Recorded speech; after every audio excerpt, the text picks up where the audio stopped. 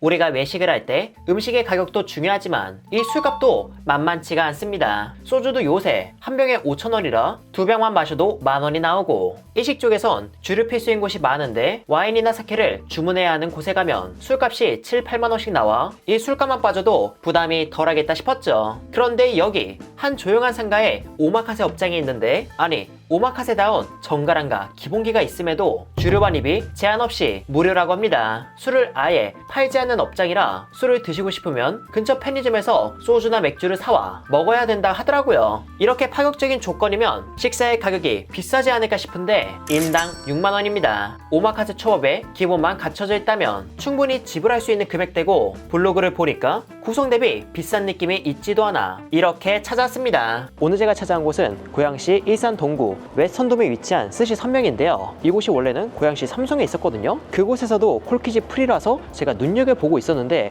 마침 제가 살고 있는 이곳 일산으로 이전했다고 해서 한 걸음에 달려왔습니다. 이날 저는 이곳의 강점인 콜키지를 이용할 건데, 바로 회사랑 로고가 연상되는 이 맥주와 함께 한번 즐겨보도록 할게요.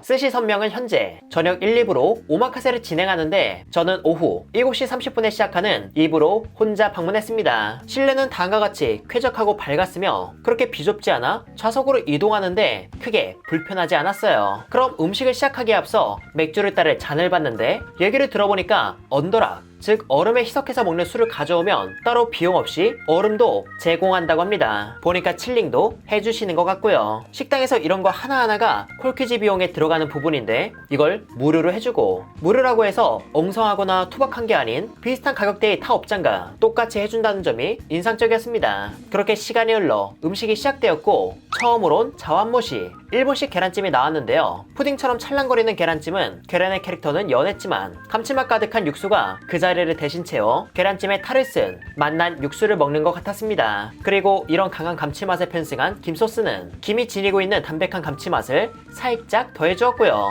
그렇게 푸짐한 계란찜을 비우니 으깬 쥐치감과 폰즈 젤리를 더한 쥐치회가 나왔습니다. 고소한 쥐치감과 산뜻하며 간이 있는 폰즈는 최고의 궁합인데, 여기에 은근한 단맛이 있고 가볍게 묵직한 육질의 쥐치는 아기자기한 비주얼치고 강렬한 인상을 전했죠. 이 다음으론 은대구 구이가 나왔는데, 메로만큼이나 기름지고 살의 맛이 좋은 은대구를 일본 된장에 살짝 절인 거라 첫입에 일본 된장 특유의 향이 따끈한 김과 함께 퍼지고, 기름진과 촉촉한 육질은 가히 누구든 웃음 짓게 할 맛이라고 보았습니다. 그리고 술안주로 완전 최고였고요. 그 다음으론 광어의 세점이 나왔는데, 광어는 무르다는 느낌 전혀 없고 적당한 탄력이 있어 숙성이가 어려운 분도 편하게 드실 정도였죠. 하지만 생각보다 광어 본연의 단맛은 느껴지지 않아 살짝 심심한 감이 있기도 했지만, 흰살 생선의 깔끔함과 식감에 집중한다면 또 괜찮게 느껴지지 않을까 싶었습니다. 그렇게 회 다음엔 장국이 나왔고, 다음 음식이 준비되는 걸 보며 장국을 저어봤는데 뭔가 묵직한 게 걸리더라고요. 그 정체는 제첩이었고,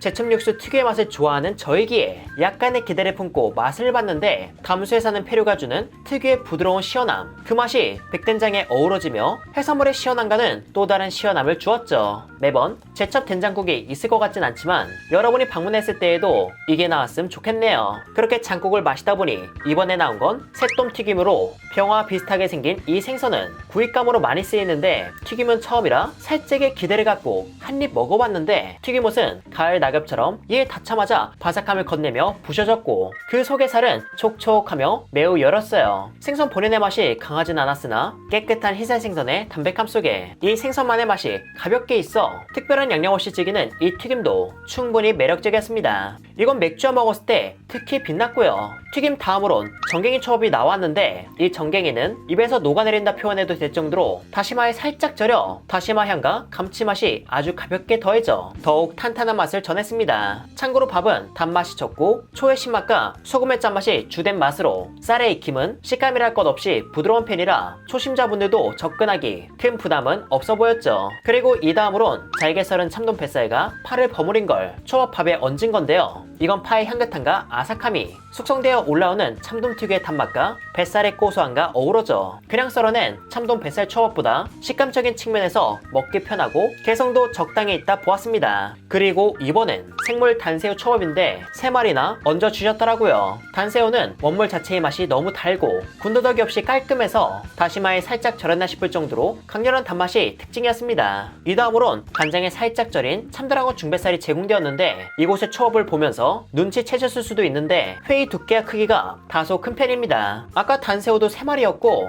전갱이도 두툼한 게 크게 올라가 입안 가득 찼었죠. 이 참드라곤 중뱃살 역시 크기가 커서 두툼한 참치뱃살에 씹는 맛을 즐길 수 있었고 중뱃살이 지닌 강렬한 고소함도 가득했는데 밥의 양 대비 회가 전하는 고소함이 커서 개인적으로 와사비나 초생강을 더해 먹는 게 더 좋았던 그런 한 점이었습니다. 그리고 이번엔 바삭한 김에 소스를 살짝 더한 새우튀김 김초밥이 나왔어요. 새우튀김은 앞서 먹은 새똥튀김처럼 가볍게 바삭했고 김 역시 튀김과는 다른 결로 바삭해서 씹는 맛이 특히 좋다 느꼈죠.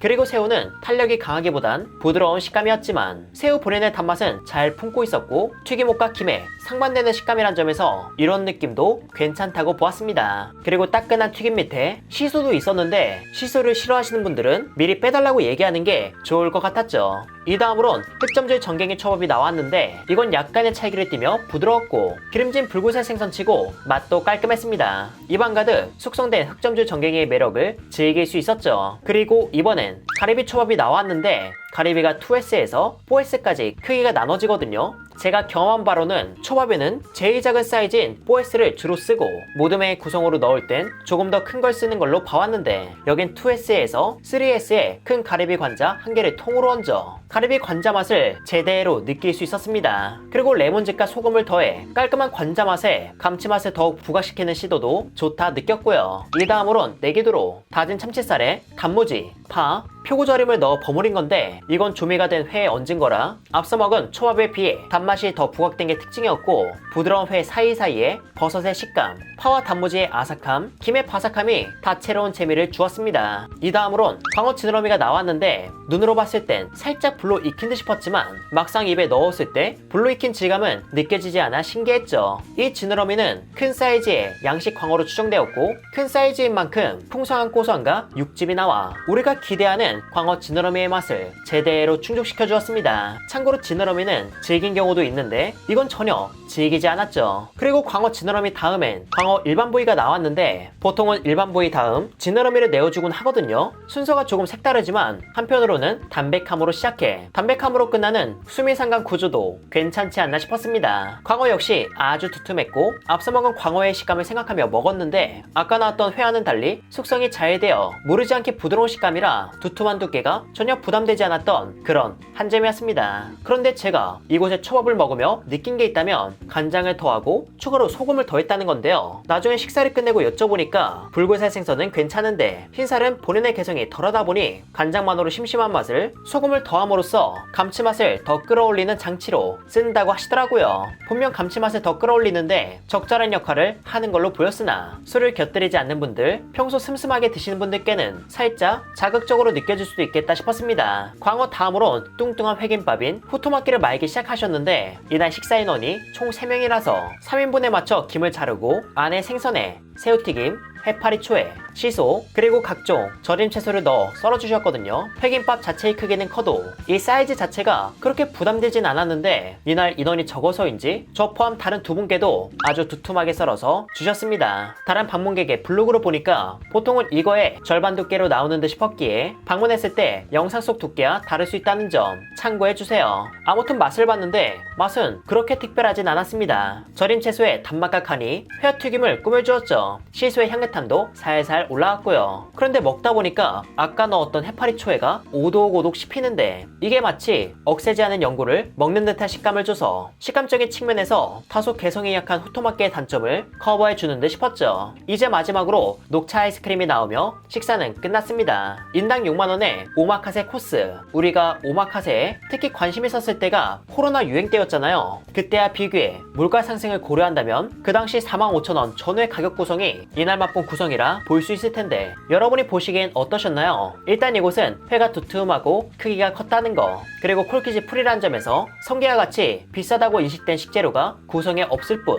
6만원이라는 값어치는 충분히 했다 보았습니다. 그리고 오마카세 하면 서비스도 그 비용에 포함되어 있다고 생각하는데요. 이곳은 손님이 왼손잡이면 바로 그에 맞춰 주고 그 밖에 섬세하게 대응한다는 점에서 아주 높은 서비스는 아니지만 1인 업장에서 할 수 있는 서비스로는 최선을 다했다 느꼈습니다. 개인적으로 이곳 오마카세를 입문하기 좋아 보이고요. 보통 오마카세에 가서 술을 곁들이는데 콜키지 비용은 병당 2~3만원, 생맥주 한 잔에 만원, 사케 주문 필수, 소주는 취급하지 않음, 이런 내용에 지치신 분이 방문하기에도 좋을 것 같았습니다. 아무튼 오늘도 정말 맛나게 식사를 했고요. 밥의 맛도 재래 취급도 좋아서 대관 후 조금 더 높은 비용으로 음식을 부탁드려도 괜찮지 않을까 싶었습니다. 오늘 이 영상이 여러분의 일상에 작은 행복이 되었길 바라며 회사랑은 여기서 이만 인사드리도록 할게요. 그럼 여러분들 안녕.